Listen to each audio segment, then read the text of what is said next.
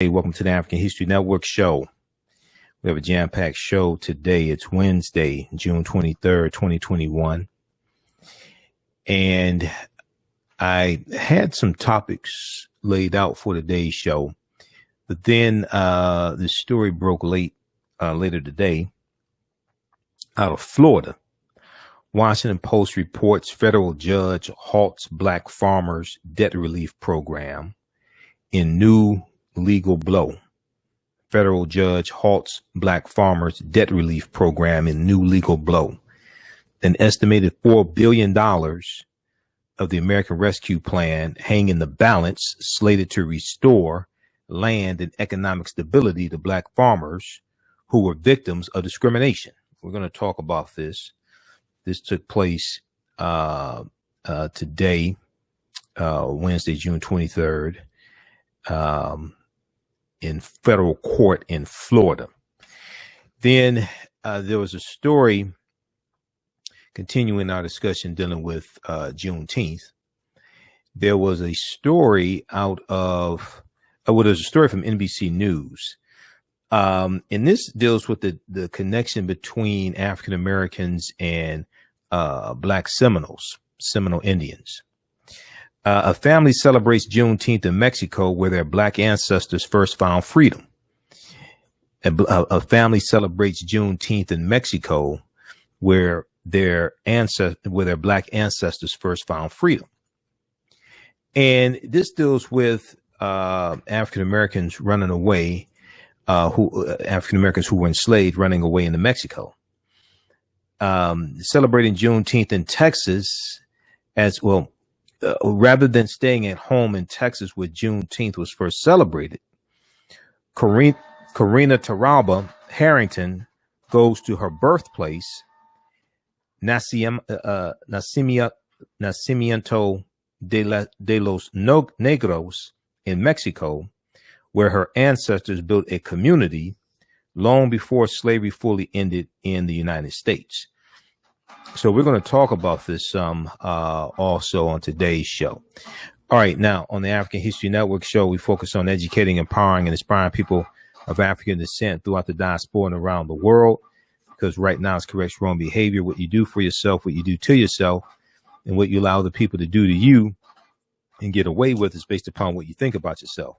What you think about yourself is based upon what you have been taught about yourself. What you've been taught about yourself is based upon everything you've read, heard, and seen about yourself.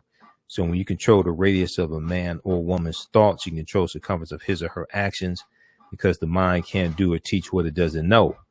Now, we deal with a number of different topics here on the African History Network show. We deal with current events and history and politics, education, economic empowerment, entrepreneurship, relationships, love, sex, health issues, and much, much more.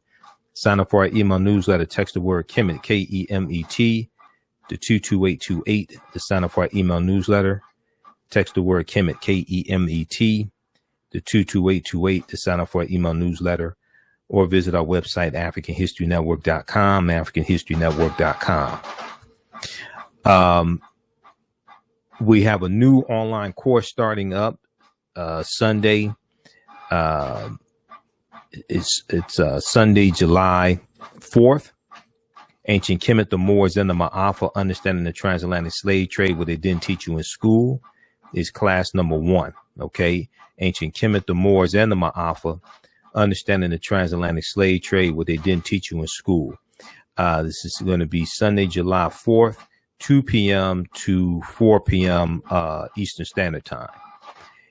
Visit our website, AfricanHistoryNetwork.com, for more information, AfricanHistoryNetwork.com. We'll also post a link here as well. This is a 10-week online course that I teach. We deal with thousands of years of history, and we deal with what led up to the transatlantic slave trade taking place as well. Okay, so I want to jump into this first topic here, dealing with the African American farmers. And you can support the African History Network, $, the AHN show through Cash App, $, the AHN show through Cash App, or through PayPal, paypal.me/the AHN show. Okay. We're here 6 days a week. We definitely need your support. This helps us keep doing the research, stay on the air, keep broadcasting, the show, etc. So I saw this story. I got the email about this from Washington Post. Federal judge halts black farmers debt relief program. Now, we know African American farmers can't get a break. We know there was $4 billion in debt relief for African American farmers and Hispanic farmers, Asian American farmers in the $1.9 trillion American Rescue Plan that no Republicans voted for, even though many Republicans are back in their districts touting the benefits of the American Rescue Plan. No Republicans in the House of Representatives or the U.S. Senate voted for this bill. So if we look at this article here from the Washington Post, African American and minority farmers were dealt a new legal blow on Wednesday when a Florida federal court issued a preliminary injunction halting a key part of the Biden administration's federal stimulus relief package that forgave agricultural debts to farmers of color. Now, keep in mind, Republicans weren't offering anything like this, and you had Republicans who attacked this. Lindsey Graham said systemic racism doesn't exist. Senator Lindsey Graham of South Carolina, who's not doing anything for the 6,000 African American farmers in South Carolina, he attacked this. He said it was reparations. He said it was reverse racism. He was on Fox News. You've had Republicans attacking this $4 billion in debt relief to address decades of discrimination against African American farmers from the U.S. Department of Agriculture and the U.S. government. Now, they didn't offer any remedy for what happened in the past. They don't want to even deal with that. OK, and at the same time, it's also important to remember, and we've talked about this here on this show before, white farmers got almost $26 billion in COVID-19 relief payments from the Trump administration. If we go back and look at the article from March 25th, 2021 from the Washington Post, it was an interview with the Secretary of Agriculture, Tom Vilsack, who was sworn in a couple months ago, confirmed by the U.S. Senate. Agriculture Secretary Tom Vilsack says only 0.1% of Trump administration's COVID farm relief went to black farmers. Okay, so Tom Vilsack, who's also the Secretary of Agriculture under the Obama administration, he said that a tiny fraction of Trump administration's COVID-19 relief for American farmers, just 0.1% of the overall package went to black farmers, according to Agriculture Secretary Tom Vilsack. Now, Tom Vilsack said of those who identified their race or ethnicity, black farmers received only $20.8 million. Only $20.8 million, only $20.8 million of nearly $26 billion in 2 rounds of payments under the Coronavirus Food Assistance Program announced by the Trump administration in April of 2020. He said, quote, all 99% of the money going to white farmers and 1% going to socially disadvantaged farmers. And if you break that down to how much went to black farmers, it's 0.1%. It's 0.1%. OK, he said, look at it another way. The top 10% of farmers in the country receive 60% of the value of the COVID-19 payments, and the bottom 10% receive 0.26%, a little more than 0.25%. OK, so now you have white farmers after they got $26 billion in 2020 alone from the Trump administration, almost $26 billion. Now they're crying because of what's in the COVID-19, what's in the American Rescue Plan to address systemic racism against African American farmers. Okay, when these white farmers got almost $26 billion in 2020 alone, they weren't talking about discrimination against African American farmers. They weren't filing lawsuits and things like this. But now all of a sudden it's a problem when we deal with $4 billion in debt relief to deal with decades of discrimination against African-American farmers. African-American farmers have lost 92% of their land, okay, over about the past 100 years. They've lost 12 million acres of land. We've gone from 1 million African-American farmers in 1920 to about 45,000 today. Now, U.S. District Judge Marcia Morales Howard halted loan forgiveness payments and debt relief for disadvantaged farmers anywhere in the United States, according to the Middle District Court of Florida ruling. The lawsuit was filed by white farmer Scott Wynn of Jennings, Florida. So these white farmers crying these crocodile tears. Now, they were silent when they got almost 26 billion in 2020. They weren't talking about discrimination against African American farmers. Now all of a sudden they want to cry crocodile tears. The lawsuit was filed by white farmer Scott Wynn of Jennings, Florida, who also has farm loans and has faced financial hardship during the pandemic. He said the debt relief program discriminates against him by race. Where were these white farmers when they got 99% of the money in 2020, and African American farmers got 1/10 of 1%? Where were these white farmers talking about discrimination then? Where was Lindsey Graham? Where were all these white Republicans in 2020 when white farmers were getting money from the white nationalist party, the GOP, and the trade-in chief Benedict Donald? We'll deal with this on the other side of the break. This is an example of how elections have consequences. This is why these Republicans in the white nationalist party have to be voted out of office also. You listen to the African History Network show right here on 910 AM Superstation, the Future Radio. I'm Michael Imhotep. We'll be back in a few minutes. Black on Purpose Television Network. Yes, Black on Purpose Television Network. All black, all positive, all the time. The largest black-owned streaming television network in the world, bringing our people together worldwide, controlling our messages, our stories, our way. Black TV the way it should be. Black music, Black history, and more. 30 plus channels, thousands of shows. Black on Purpose Television Network.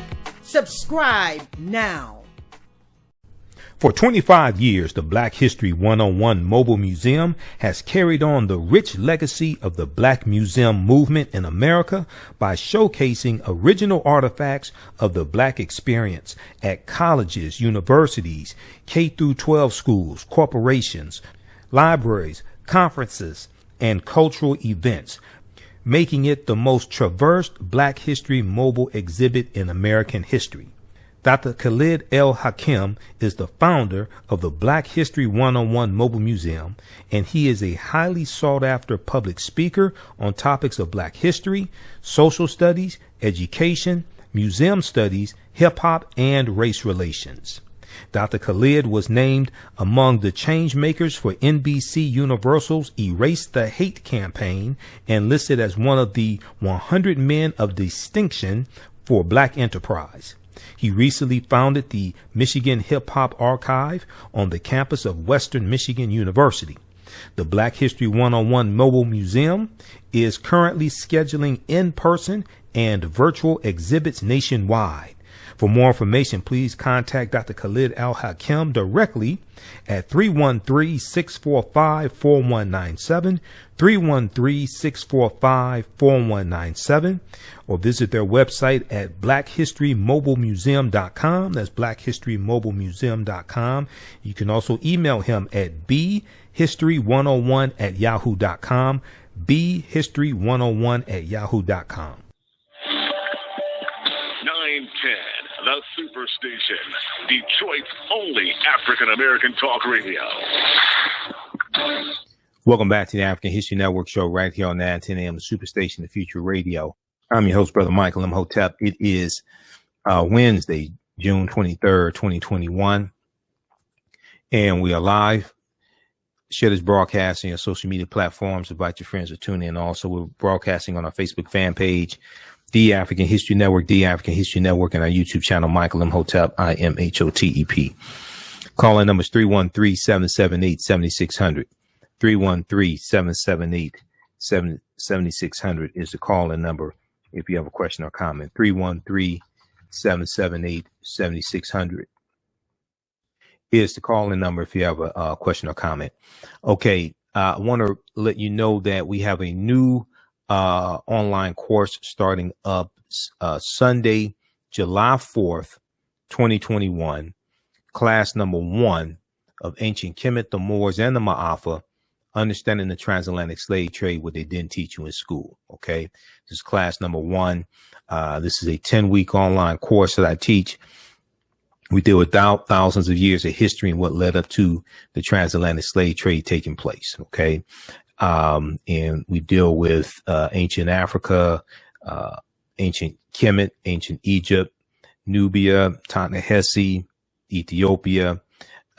We do with the 800-year occupation of Europe by the Africans known as the Moors. And we take you throughout history and we deal with what leads up to the transatlantic slave trade taking place. So this is a 10-week online course that I teach starting Sunday, July 4th, the 4th of July, Sunday, July 4th, 2 p.m. to 4 p.m.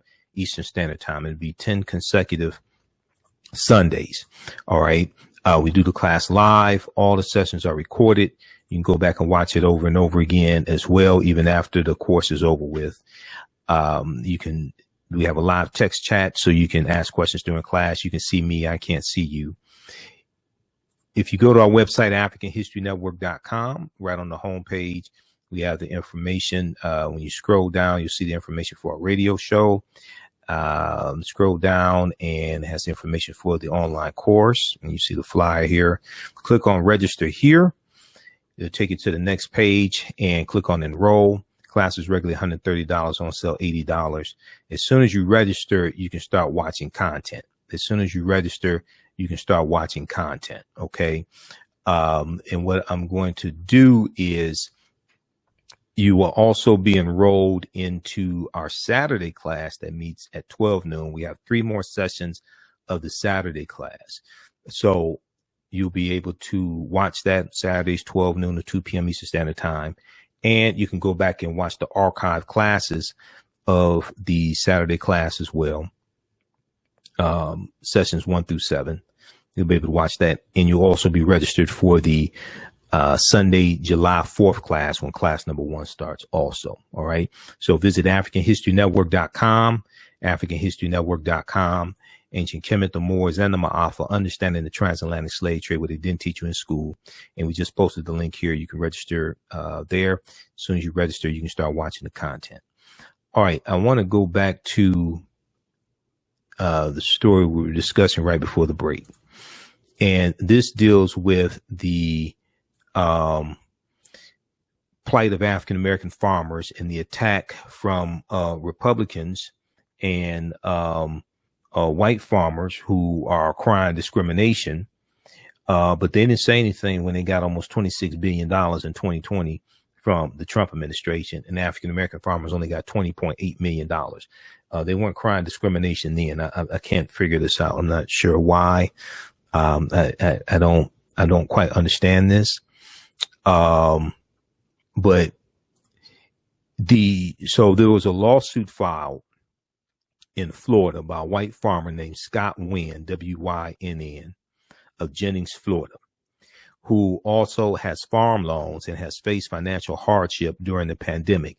He said the debt relief program for African-American farmers to deal with historic racism and systemic racism, things like this, that Senator Lindsey Graham said systemic racism doesn't exist. Governor Ron DeSantis of Florida says systemic racism doesn't exist. All right. And at the same time, they're not advocating any programs that are beneficial in general to African Americans. This was in the $1.9 trillion American Rescue Plan that no Republicans voted for in the House of Representatives or the U.S. Senate. And this debt relief for African American farmers, this was put in here by Senator Raphael Warnock of Georgia and Senator Cory Booker of New Jersey. White farmer Scott Wynn said the debt relief program discriminates against him by race. Now, U.S. District Judge Marcia Morales Howard halted loan forgiveness payments and debt relief for disadvantaged farmers anywhere in the United States, according to the Middle District Court of Florida ruling. Now, Judge Marcia Morales Howard wrote that in crafting this debt program benefiting farmers based on race, that, quote, Congress also must heed its obligation to do away with governmentally imposed discrimination based on race, based upon race. She added that, quote, it appears that in adopting Section 1005's strict race-based debt relief remedy, Congress moved with great speed to address the history of discrimination, but did not move with great care. Where was all this great?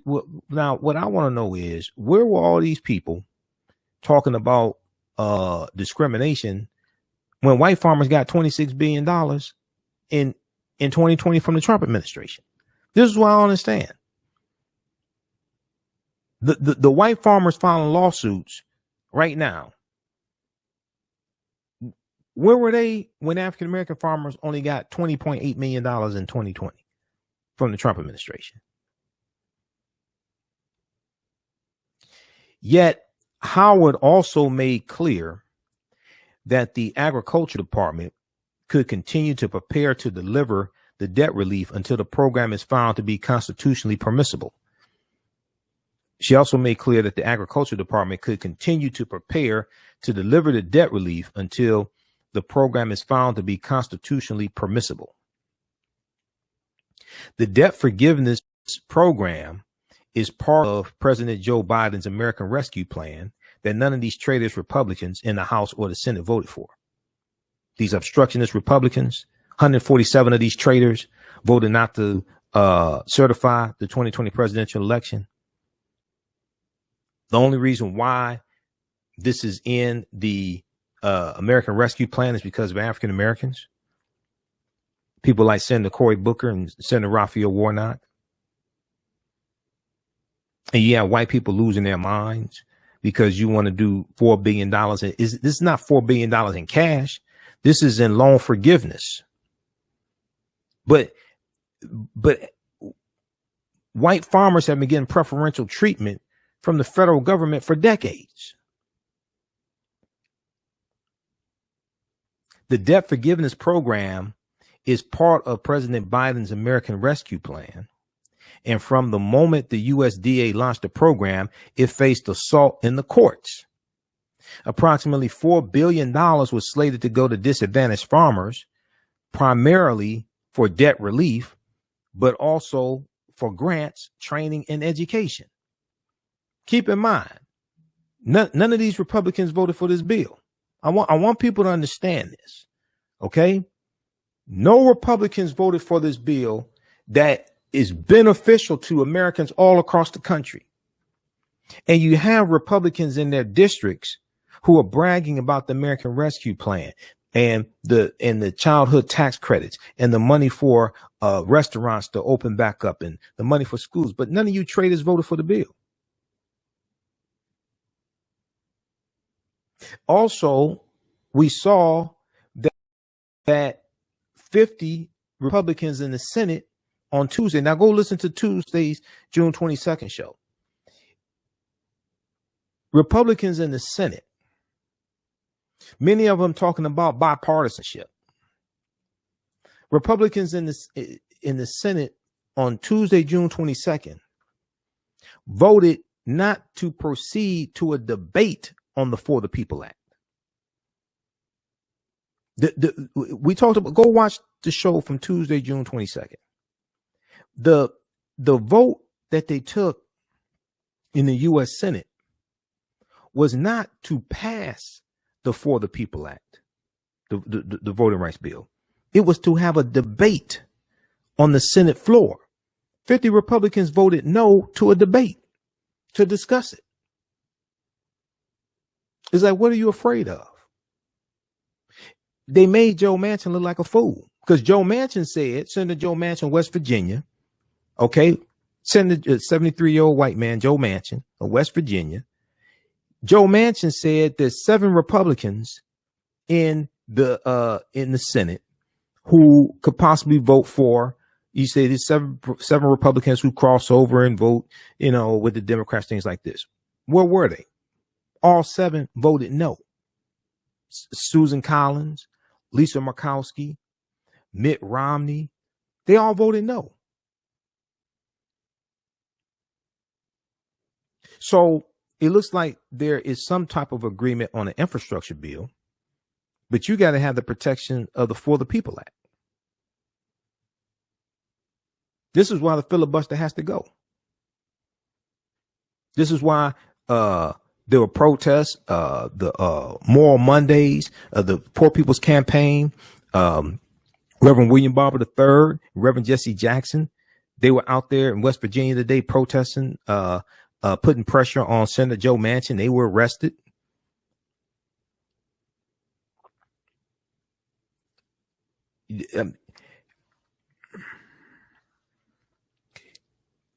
Politics is the legal distribution of scarce wealth, power, and resources, and the writing of laws, statutes, ordinances, amendments, and treaties, their adoption, interpretation, and enforcement. This is what politics is. Politics is the legal distribution of scarce wealth, power, and resources, and the writing of laws, statutes, ordinances, amendments, and treaties, their adoption, interpretation, and enforcement. So they're going to have to do away with the filibuster. They're going to have to do away with the filibuster by any means necessary. Because now you have to keep in mind, Mitch McConnell has already made it clear. McConnell said 3 or 4 weeks ago, he's 100% focused on stopping Joe Biden's agenda. Joe Biden's agenda is good for America, including these dumbass Republicans that voted for these dumbass Republicans. It's even good for them.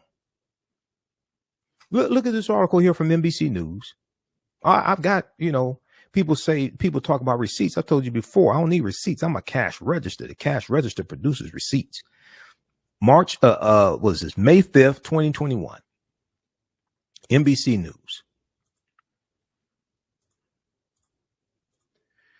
McConnell says he's 100% focused on stopping Biden's administration. 100% focused on stopping Biden's administration. Biden's policies are even good for Republicans, and Republicans know it. This is why they're giving Biden in general positive ratings, and they approve of the infrastructure bill, the American Rescue Plan, and the American Families Plan. I mean, I guess they don't call, I guess there's a reason why they call Mitch McConnell the Grim Reaper. So how you going to negotiate with a terrorist like this? This is a terrorist against America. You're trying to shut down all these policies that are beneficial to Americans, that are beneficial to poor white people in Kentucky that voted for McConnell's dumb ass. Now, McConnell had to back up and said, McConnell was challenged on this. Then he had to back up and clean it up and said, well, it depends upon what Biden's agenda is. No, because you're also saying that no Republicans are going to vote for the infrastructure bill. You said it right the first time. You said the important part out loud. McConnell says he's 100% focused on stopping Biden's administration. McConnell said that he said that about the last administration, about President Barack Obama, that he was going to stop everything. This is what President Joe Biden said. And this is what McConnell did. McConnell blocked the last 2 years of the Obama administration. Democrats lost control of the U.S. Senate in 2014. There were 103 vacancies on the federal bench when President Obama left office. Not because he didn't nominate people to fill the federal judges, not because he didn't nominate them, because Mitch McConnell and Republicans in the Senate blocked his federal judge nominations. It wasn't just Merrick Garland for the U.S. Supreme Court they blocked his federal judge nominations. This is how evil and wicked these people are.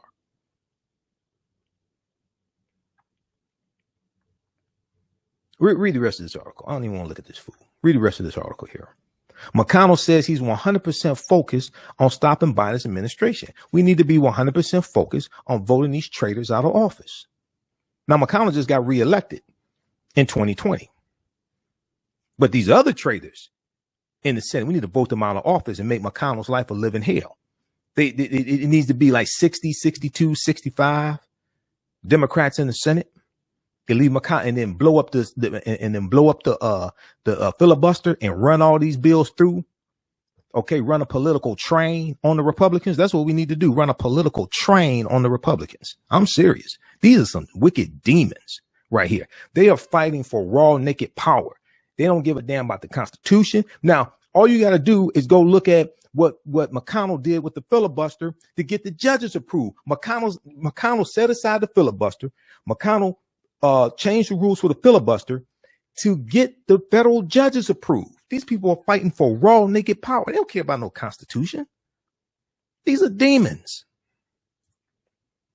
So when you negotiate with demons, you got to have people. You can't send choir boys to negotiate with demons. You got to have people who think like the demon thinks.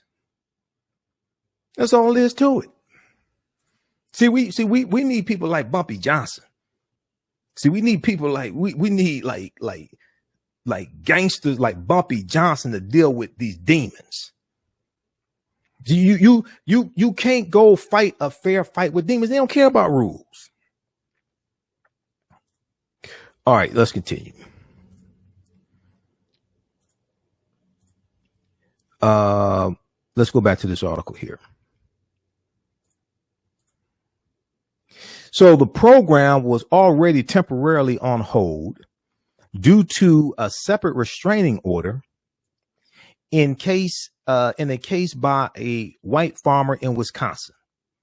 The program was already temporarily on hold due to a separate restraining order in a case by another white farmer crying crocodile tears in Wisconsin. We've talked about all these lawsuits here, Wisconsin, in Texas, all this stuff, right? However, even if that Wisconsin order is reconsidered or even reversed in July, when a ruling is expected, this new nationwide injunction would still keep the program on hold for some time. The Florida case is considered the first nationwide preliminary injunction, said lawyers for the group Pacific Legal Foundation, which filed a lawsuit in May. Quote, this program is discriminatory because it bases eligibility for loan forgiveness solely on the basis of being a member of a minority group, regardless of your circumstances. Wen Fa, an attorney with Pacific Legal Foundation, said Wednesday, if you're a white farmer, regardless of your circumstances, you are categorically ineligible. No, it's dealing with farmers who historically were discriminated against. They are ignoring 100 years of discrimination against African-American farmers from the federal government in the U.S. Department of Agriculture. A request for comment from the USDA was not immediately returned. The White House referred questions for comment to the U.S. Department of Justice. Now, see, I want all the people running around talking about reparations, we want reparations. And when I asked them, explain to me the process to get reparations, they can't tell you how to get it. It's just like when I was in Atlanta this past week. So I'm asking people, okay, explain to me how many votes does it take to get a bill passed in the House of Representatives? Nobody could tell me. I'm like, who the hell are you listening to? Ask people, explain to me the process. I'm a process-oriented person. I graduated from business school. In business school, we're taught to understand systems. We're taught to understand processes, how to get from point A to point B. It ain't going to happen with a wish. You have to have a plan. You have to have strategy. You have to execute it. Okay. Explain to me, how many votes does it take to get a bill passed in the House of Representatives? It takes 218 votes. How many votes does it take to get a bill passed in the U.S. Senate? In general, 60. If you can get rid of the filibuster, it'll be a simple majority, 51. At 60 votes, and it's 50 Democrats, if Joe Manchin and Kristen Sinema vote for H.R. 40 or any reparations bill, you do realize you need 10 Republicans to vote for a reparations bill, right? Name me 10 Republicans that are going to vote for reparations. Name me 5. You can't name 2. Because none of them voted for the American Rescue Plan, and it's going to help white people that voted for them. You think they're going to vote for reparations? This is why a lot of this talk about reparations is wishful thinking. And some people are just straight up pimping our people. Okay, I know some of the veterans in the reparations movement. Many of them mean well and have good hearts, and they know it's an uphill battle in the Senate. When I interviewed Cam Howard right here on this show, National Male Co-Chair of Cobra, he said once it passes the House, and he said they're still trying to get the 218 in the House because they're about at 188. He said it's an uphill battle in the Senate. He knows that. You got other people just straight up lying, making you think your check gonna be in the mail like at the end of this month or something. No, it's not. The earliest you're going to be able to get H.R. 40 passed in the Senate possibly is 2023. That's if you get 60 plus Democrats in the Senate in the 2022 midterm election, or if they blow up the filibuster and you can get a 51, you can do a 51 majority vote in the Senate. The earliest you're going to get any in the Senate, the earliest you're going to get any type of reparations bill passed is 2023, after the 2022 midterm election. Okay, so we have to deal with reality. And this is why we have to understand politics. And this is the importance of it.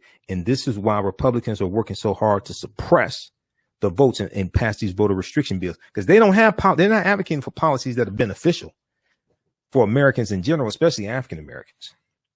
They may be able to come to an agreement on HR 1280, the George Floyd Justice and Policing Act, but that's because Senator Tim Scott is leading that. It ain't because most Republicans ain't advocating for that in the Senate. Most Republicans are not advocating for that in the Senate.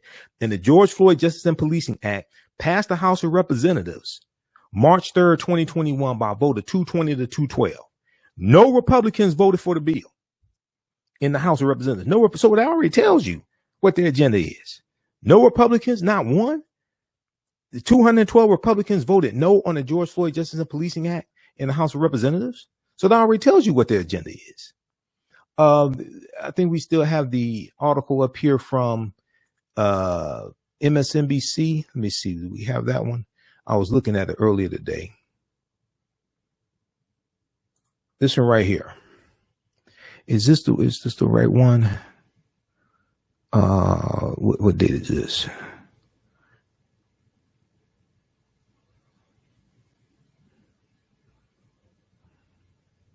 We can flip back and look at this. House passes. Okay, let's look at this one right here. See, because I have the evidence. Proper documentation ends all conversation. This is why you watch this show. I provide you with the articles. I provide you with the evidence. This is how my teachers taught me. Proper documentation ends all conversation. House passes Police Reform Act named for George Floyd. NBC News. The bill goes to the Senate, where it will need at least 10 Republican votes. It would ban neck restraints at a federal level and overhaul qualified immunity. Okay. Qualified immunity, like I said before, that's not even the most important thing in here. Most important thing in this bill, and I've read HR 1280, most important thing is lowering the federal standard to prosecute police officers from willful intent down to negligence. Okay. That's even more important than, qualified immunity, because qualified immunity is just a civil lawsuit. Okay. When you start talking about locking police officers up, putting them in prison, that's even a bigger deterrent. This is from March 3rd, 2021. Okay. Look at this. The House on Wednesday passed a police reform bill that will ban chokeholds and overhaul qualified immunity protections for officers. The George Floyd Justice and Policing Act, HR 1280, passed 220 to 212. although a Republican representative said he voted yes by mistake and changed the official record to reflect his opposition. No Republicans voted for this bill. Representative Lance Gooden, Republican of Texas, tweeted that he pressed the wrong button and voted for the bill by accident. He put out a tweet and said he was going to correct that. So 212 Republicans voted no in the House on this bill. And you're going to need 10 in the Senate. We'll see. Even if Tim Scott comes in agreement with them, we'll see how many Republicans in the Senate vote for the bill and what form, what they come to an agreement on. Read this one here from NBC News. House passes Police Reform Act named for George Floyd. That passed the House of Representatives March 3rd, 2021. Now let's go back to this one here, and then we're going to squeeze in this other story. Then I have to get out of here. I have a lot of work to do. But a White House official pointed out that during the pandemic, socially disadvantaged communities dealt with disproportionately higher share of COVID-19 infection rates, hospitalizations, death, and economic pain. Previous rounds of COVID-19 stimulus to farmers included significant gaps and disparities in the level of assistance, the official said. The American Rescue Plan was intended to address some of the economic damage to socially disadvantaged borrowers. What they're saying is, white farmers, you had a gravy train in the Trump administration, and you ain't say nothing about discrimination then. Okay. Now, all of a sudden, now under the Biden administration, they tried to address systemic racism and a history of systemic racism against non-white farmers. Now you want to cry crocodile tears. That's what the representative is saying. Okay. I'm the anger translator. That's what the representative is saying. Okay. They had to be polite. I don't give a damn. Now, black farmer groups have talked about the money as a form of reparations for African Americans who have suffered a long history of racial oppression. About a quarter of disadvantaged farmers are African American. African American farmers in America have lost more than 12 million acres of farmland over the past century as a result of what agricultural experts and advocates for African American farmers say is a combination of systemic racism, biased government policy, and social and business practices that have denied Black Americans equitable access to markets. Now, where were the white farmers then? Black farmers' lives don't matter. Where were the white farmers then? Where were all these groups filing lawsuits on behalf of white farmers? Where were they then when we were losing 12 million acres of land? All right, read the rest of this. I'm tired of this. Read the rest of this article. This is some fraganacle bull. The federal judge halts black farmers' debt relief program in new legal blow. This is from June 23rd, 2021, Washington Post. You're going to hear more about this. Hopefully Roland Martin will interview John Boyd Jr. of the Black Farmers Union on tomorrow's show. We'll share that interview on tomorrow's show if Roland interviews him. Okay. All right, let's go to this other story. So we talked about Juneteenth a lot. You know, I have my 2021 Juneteenth lecture available at AfricanHistoryNetwork.com as well. Okay. A family celebrates Juneteenth in Mexico where their black ancestors first found freedom. So this ties into the history of African Americans running into Mexico because Mexico was free territory after about 1828, 1829. Okay. During slavery, this was the Southern Underground Railroad. We've talked about that here before as well. A family celebrates Juneteenth in Mexico where their black ancestors first found freedom. Karina Torralba Harrington, who is Mexican American, is a descendant of Black Seminoles, formerly enslaved blacks who lived among Native Americans in Florida before going to Mexico. This is a deep, deep history. Juneteenth, people, as I explained before, Juneteenth connects us to so much history, and America must have a massive history lesson. The Juneteenth federal holiday is all these articles, hundreds of articles being written. It's forcing a conversation about a history that Republicans are passing bills to suppress the teaching of this history. Rather than staying at home in Texas, and we're going to go to clip one in just a second here, Shakita, from NBC News Now. We're going to go to this clip in just a second, so cue it up.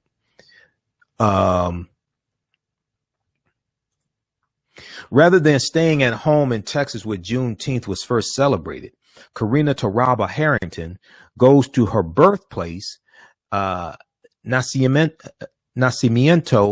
de los Negros in Mexico, where her ancestors built a community long before slavery fully ended in the United States. Celebrating Juneteenth in Texas as the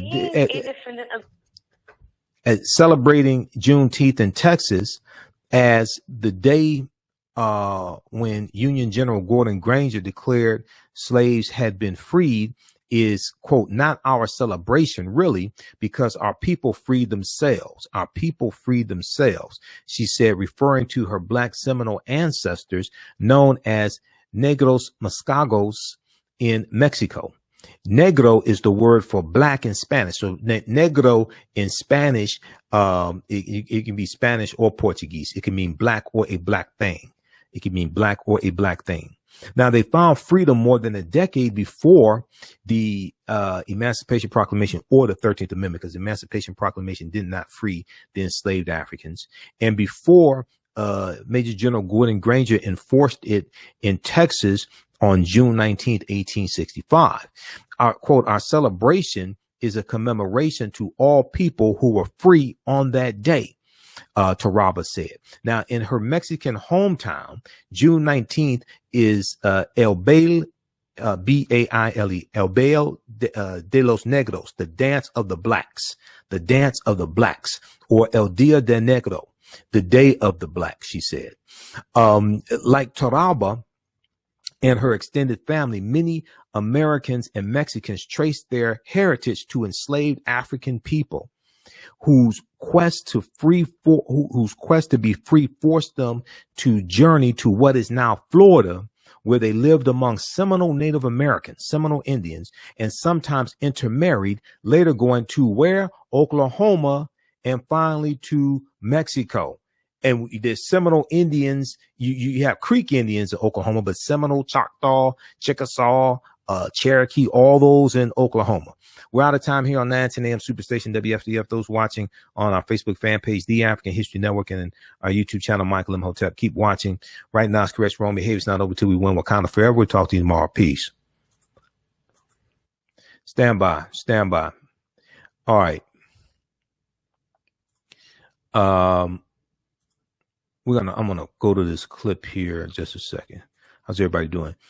Okay, share this broadcast on social media platforms. Invite your friends to tune in. Be sure to register for the online course that I teach. We have a new one, class number 1, starting up Sunday, July 4th. Sunday, July 4th, 2 p.m. to 4 p.m. Eastern Standard Time. Ancient Kemet, the Moors, and the Ma'afa. Understanding the transatlantic slave trade, what they didn't teach you in school. Ancient Kemet, the Moors, and the Ma'afa. Understanding the transatlantic slave trade, what they didn't teach you in school. This is a 10-week online course that I teach. We deal with thousands of years of history and what led up to the transatlantic slave trade taking place. Class number 1 starts up Sunday, July 4th. Okay. Now, as soon as you register, you'll be able to you'll be able to watch content that we already have. We're going to enroll you in our Saturday course also. That meets at 12 noon on Saturdays. We have like 3 more classes left. So you'll be able to watch classes 1 through 7 as soon as you register. They're already archived of the Saturday class. And you'll be registered for the Sunday course that starts up Sunday, July 1st, 2 p.m. Eastern Standard Time with class number 1. All right, I want to go to this clip here. Let's see. And you can also register at our website, AfricanHistoryNetwork.com. I want to go to this clip here from NBC News Now. So this history ties into Native Americans, it ties into Mexico, Oklahoma. All this history is connected. Okay. All this history is connected. Okay, so in her let's see, like Taraba, Karina Taraba, and here's a picture of her, Karina Taraba. Like Taraba and her extended family, many Americans and Mexicans trace their heritage to enslaved Africans whose quest to be free forced them to journey to what is now Florida, where they lived among Seminole Native Americans and sometimes intermarried, later going to Oklahoma and finally to Mexico. Yet Taraba didn't learn about any of this history as a student in Texas. She said, growing up in school, I've never heard of Juneteenth or, the history of the Black Seminoles in Florida. Okay. Generations later, she and her relatives journeyed to the past, unearthing their connection to the Black Seminole Native Americans, to the Black Seminole Indians. History that spans centuries, crosses borders, combines cultures, and is the story of a people's aching for survival and freedom. All right. Let me, I'm trying to cue this clip up here.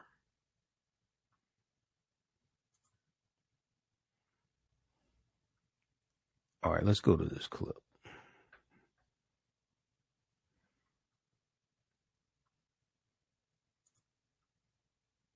I'm a part of a descendant of the Black Seminole Indians. To me, it means that I'm a part of a lost history that nobody really knows about. Even growing up in school, nobody knew about the Black Seminole Indians. I remember reading in my U.S. history textbook, you had a short little paragraph that was about this long that talked a short, brief description about the Black Seminole Indians. Of course, how they all started, from going from Florida to Oklahoma, but they didn't really mention the part about some of them going down to Mexico. We know that there was a lot of suffering, on their journey to Mexico. We know that they probably lost a lot of people, kids, women, children on their journey over there. So it's also, that's a sad part about it too. Songs that our ancestors, the Seminoles, that they brought with them from Florida all the way to Mexico, and that they would sing traditional songs of our ancestors would sing. Our Father, who art in heaven, our Father, hallowed be thy name. We knew that my grandfather on my mom and my dad's side, they were both Black Seminoles. So we knew that they were both Black, but that's all we knew. My grandmother and my great uncle, they both would speak the Seminole language. My great uncle, he was the one that spoke it most. My uncle, he would always say, Hannah, where the going? Where the going, Hannah? And I was like, I said, Daddy, what's he saying? He's always asking you, where are you going? Hannah, the going. And then I said, Hannah, no. I was like, I don't know. One of our cousins, Bertha Benson, had did a YouTube video for Siska. And it was talking about how the Seminole language was a lost language. When I saw her piece, that touched my heart. Because my grandma spoke that, my great uncle spoke that. I grew up with them speaking that. And I didn't want that language to be lost. Because that's part of my history, that's part of my family. Now that I've gotten older and realized what Juneteenth is about, I think of it as like my ancestors freeing themselves from slavery, because of course here in the United States, you have people who will celebrate it, but they kind of go more about it on like the more African American side. Nobody really knows about the Mexican side of it. And so whenever I would, tell people, oh yeah, I celebrate Juneteenth and all that, they're like, well, yeah, I celebrate that too. But I'm like, no, like I go to Mexico and I celebrate that. And so it would kind of get them confused, like, wait, what?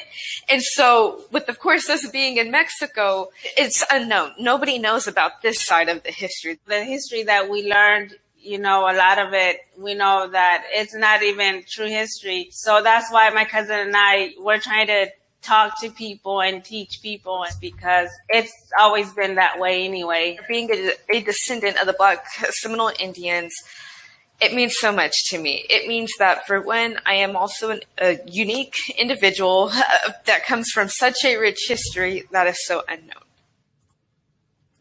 All right. That is a clip from NBC News, and that deals with a little known piece of history. You've heard me talk about it here before, and the connection between African Americans and Native Americans. You've heard me talk about the Southern Underground Railroad. There's an article from history.com, official website of the History Channel, that deals with the little known Underground Railroad that ran south. The little known Underground Railroad that ran south to Mexico. So all of this history is connected. Okay. This is from January 29th, 2021. The little known Underground Railroad that ran south to Mexico. Unlike the northern free states, Mexico did not agree to return people who had fled slavery, because Mexico was free territory. Okay. Mexico was free territory. Now, the Underground Railroad ran south as well as north for enslaved people in Texas. Refuge in Canada must have seemed impossibly far away. Fortunately, slavery was also illegal in Mexico. Researchers estimate 5,000 to 10,000 people escaped from bondage into Mexico, says Maria Hammock, who is writing her dissertation about the topic at the University of Texas at Austin. But she thinks the actual number could be even higher. She said these were clandestine routes, and if you got caught, you would be killed and lynched. So most people did not leave a lot of records. There's some evidence that the Taínos or Mexicans in Texas acted as conductors on the southern route by helping people get to Mexico. In addition, Maria Hammock has also identified a black woman and two white men who helped enslaved workers escape and try to find a home for them in Mexico. Now, this picture here, this is a depiction of a slave auction in Austin, Texas. Okay, a slave auction in Austin, Texas. Now, Mexico abolished slavery in 1829 when Texas was still part of the country. Texas wins their independence in 1836. Mexico abolished slavery in 1829 when Texas was still part of the country, in part prompting white slave-holding immigrants to fight for independence in the Texas Revolution. Once they formed the Republic of Texas in 1836, they made slavery legal again. So the white men made slavery legal again. Slavery was abolished in Mexico when Vicente Guerrero became president of Mexico. He was of African descent and a former slave. Okay, Vicente Guerrero. And you're going to have, see, all this ties into the history of Texas. And you see that when Texas comes into the Union, the United States, in 1845, it comes in as a slaveholding state. All right. And this ties into the history of the Texas State Constitution, 1876, with the purity of the ballot box clause. All this is connected. All right. If you look at this article from face-to-faceafrica.com, face-to-faceafrica.com, the first black, the first black president of Mexico whose execution the first black president of Mexico whose execution shocked the nation. The first black president of Mexico whose execution shocked the nation. This is from January 1st, 2020. And this is about Vicente Guerrero. All right. When black leader Vicente Guerrero campaigned for president in 1828, sources say he had to fight the lighter-skinned Mexican elite that was bent on maintaining a system of white supremacy in Mexico. Even before he could abolish slavery, he had to face a Spanish invasion.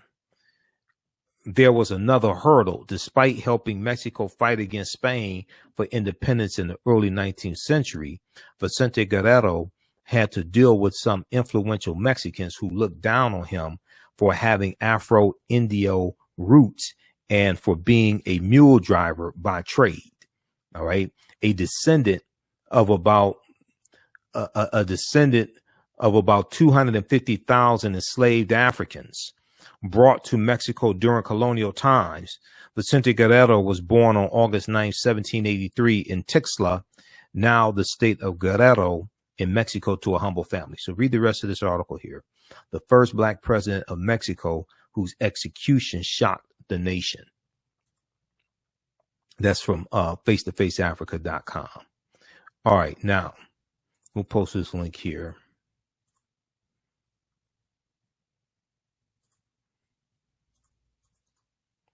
Okay, let's continue quickly. So you have the Southern Underground Railroad that runs into Mexico. Once they formed the Republic of Texas in 1836, they made slavery legal again, and it continued to be legal when Texas joined the U.S. as a state in 1845. Enslaved people in Texas were aware that there was a country to the south where they could find different levels of freedom. Though indentured debt servitude existed in Mexico, it was not the same as chattel slavery. Maria Hammock has discovered one runaway named Tom who had been enslaved by Sam Houston. Now, Sam Houston was a president of the Republic of Texas who had fought in the Texas Revolution. Once Tom got across the border, he joined the Mexican military that Sam Houston had fought against. Now, fugitive enslaved people got to Mexico in many different ways. Some went on foot while others rode horses. Rode horses or snuck aboard ferries bound for Mexican parts. Stories spread about enslaved people who crossed the Rio Grande River, dividing Texas from Mexico by floating on bales of cotton, And several Texas newspapers reported in July 1863 that 3 enslaved people had escaped this way. Even if this wasn't logistically possible, the imagery of floating to freedom on a symbol of slavery was strong. So read the rest of this article here. The little known Underground Railroad that ran south to Mexico. All right. So, and then read the rest of the article here from NBC News also. A family celebrates Juneteenth in Mexico, where their black ancestors first found freedom. And this is from June 19th, 2021.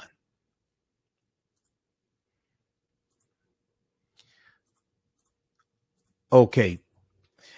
If you like this type of information, you can support the African History Network, $ the AHN Show through Cash App, $ the AHN Show through Cash App, then also through PayPal, paypal.me/the AHN Show. And here is our actual Cash App account here. $TheAHNShow. And if you type in our full Cash App tag, $TheAHNShow, SHOW, it'll show my name. It'll say Michael and then show my picture there. These other ones are the fake Cash App accounts. Okay, these are not mine. Somebody set these up.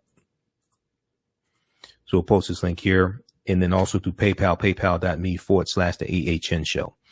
Be sure to register for the online course that I teach. We have a new one starting up Sunday, July 4th, 2021, 10-week online course.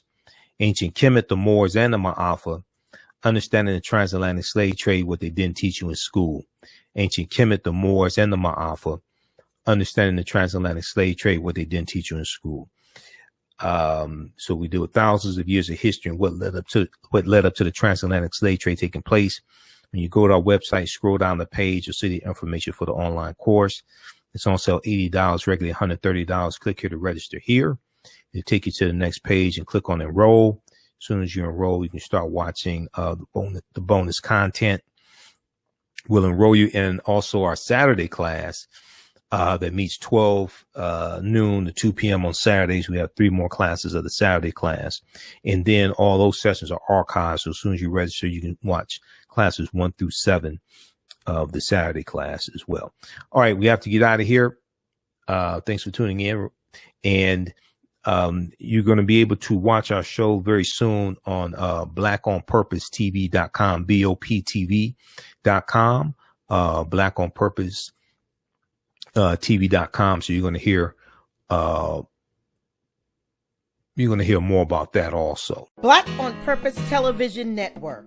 Yes, Black on Purpose Television Network. All black, all positive, all the time. The largest black-owned streaming television network in the world, bringing our people together worldwide, controlling our messages, our stories, our way.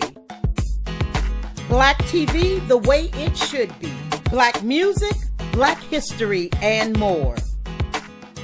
30+ channels, thousands of shows. Black on Purpose Television Network. Subscribe now. Hi, I'm Joel Wilson, President and CEO of JCW Computer Consulting LLC, a technology implementation firm with over 20 years of satisfying customers. We offer a full spectrum of industry top-tier branded services. We are an authorized partner or reseller for Lenovo, Zoom, T-Mobile, Microsoft 365 and Surface tablets, Google Workspace, Acer, Asus, Samsung, PCmatic security software, and many more. Our online store features laptops, Chromebooks, computers, printers, accessories, and software. Businesses, take advantage of our free 1-hour Zoom tech consultation and know we offer top nationwide high-speed internet service providers, voice over IP, and cellular phone services. Home users, don't miss our current in-stock Chromebook inventory. Please visit us at jcwcc.com or call 215-879-6701. Gain knowledge in minutes from insightful summaries of progressive and socially conscious books. Blacklisted gives you access to curated content that'll satisfy your curiosity to learn and understand different perspectives. Empower yourself through inspirational and actionable ideas. It's easy to read or listen to on the go. Blacklisted. Empower yourself. Start your free trial today. All right. Visit BOPTV.com, BOPTV.com, Black on Purpose, TV.com. And you can sign up there. They have all types of content, all types of positive content for African Americans. All right. Remember, right now is corrects wrong behavior. It's not over till we win. Wakanda forever. And we'll talk to you tomorrow. Peace. We all know the cannabis industry is headed toward an uprise in the past decade. What happens when there is a brand that brings this uprise in a blow? The cannabis industry welcomes her uprise. Hustle her hemp. Delivering excellence with pride is her watchword, and how you choose to embrace it makes it a priority. From cultivating rich cannabis into exquisite and tastefully finished CBD products to delivery, Hustle Her Hemp leaves no stone unturned. Hustle Her Hemp's mission is to empower women of color by building business and creating legacies, uniting beauty, health, and business. We are a pure definition of how we want the CBD industry to become in the future. While we are redefining innovation, we bring the same energy to improving the quality of life. Hustle Her Hemp is the new uprise.